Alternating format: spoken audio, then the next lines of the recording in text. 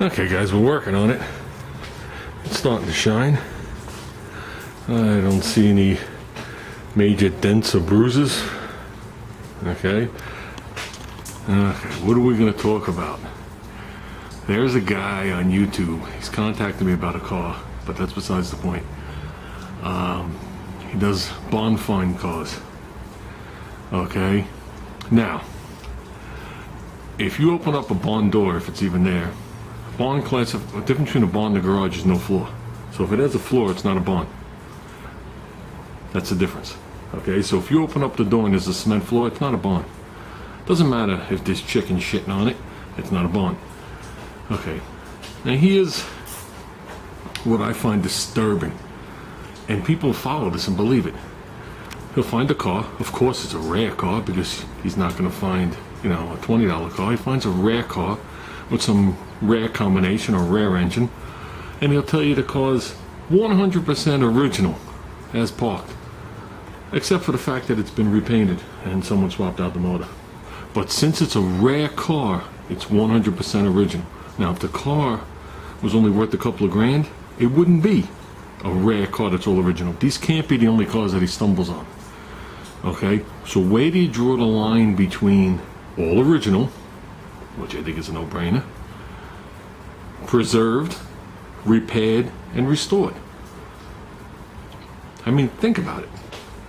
Think about that. If you take a car and all the paint is gone on it, okay, and the interior looks like shit, and the engine compartment looks like shit, and you take that all apart and you replace pieces and repaint the car, how could that be an original car? Okay, is it a repaired car? Depends how far you go. If you take a car and the paint is kind of faded, and you have the outside of the car done, okay, then I would say you're preserving the car. Okay, but the second you change the color, the second the engine comes out and comes apart, the second anything major is done to the car, okay, it's no longer an original car. No matter what shit you want to blow up people's ass, because that's really what it is.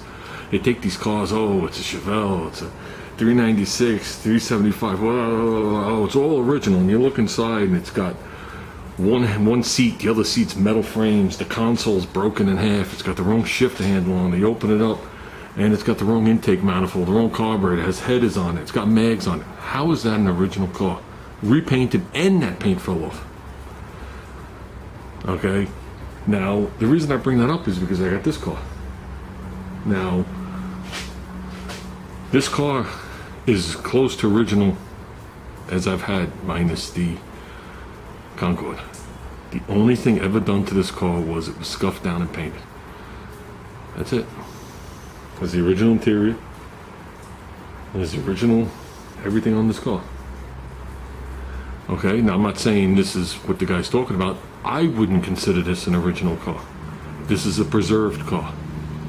Okay, so if this thing laid in the barn, they pulled it out, and miraculously, it was a 69 Camaro, it had a cross rim on there, had a rubber front bumper, four-wheel disc brakes, some rare gauge package, some fucking wacky interior, and some color delete package.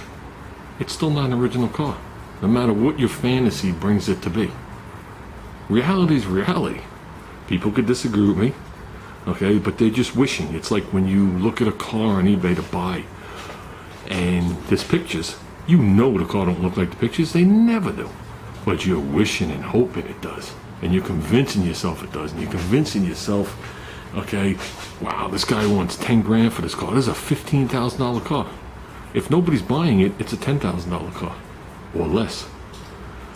Okay, a lot of these cars, people have seen them personally in the neighborhood and they can't sell them.